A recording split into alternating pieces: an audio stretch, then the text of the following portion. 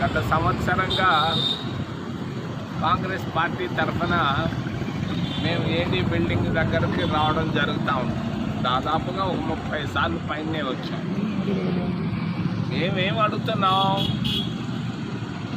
అలిపేర నుంచి పేరూరు దాకా ఉన్న 400 ఎకరాల టీటీడీ భూముల్లో అర్చకులకి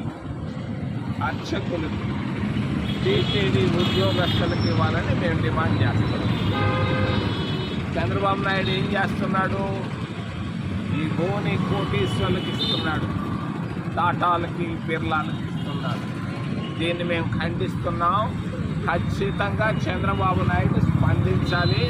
తప్పనిసరిగా అక్కడ పేరూరు నుంచి అలిపేరు దాకా ఉన్న 400 ఎకరాల్లో అర్చకులకి మరి శాశ్వత ఉద్యోగస్తులకి స్థలాలు 5 సెంట్లు ఇవ్వాలని మేము కాంగ్రెస్ పార్టీ తరఫున డిమాండ్ చేస్తాం.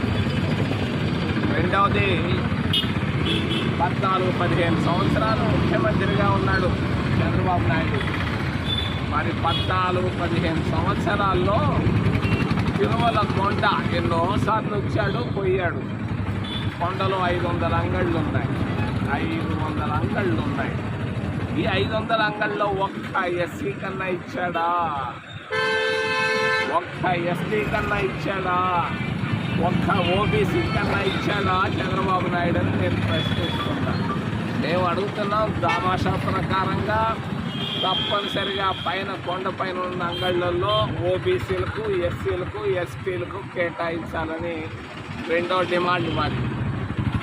మూడవది, కాంగ్రెస్ పార్టీ అధికారంలో ఉన్నప్పుడు 2800 మందిని ఎన్ఎంఆర్లను మేము పర్మనెంట్ చేశాం ఒక్క జీవోతో.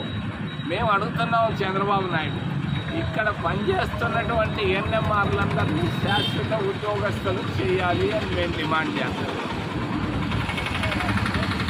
మూడో డిమాండ్. నాలుగవది, బాగాలేదు పరిపాలన. చంద్రబాబు నాయుడు ఏదో చెప్పుకుంటున్నాడు, ఊరకే సైరన్లు ఇది పెడుతున్నాడు. ఒక్క సంవత్సరంగా తన సొంత నియోజకవర్గంలో ద్రవిడియన్ యూనివర్సిటీలో జీతాలు ఇవ్వలేని చంద్రబాబు నాయుడు గారు. మరి వెంకటేశ్వర యూనివర్సిటీలో గత 3 నెలలుగా జీతాలు రాలేదు. ఇది చంద్రబాబు నాయుడు గారి పరిపాలన. ఉద్యోగస్తులు ప్రొఫెసర్లు ఉన్నారు, వైశాఖ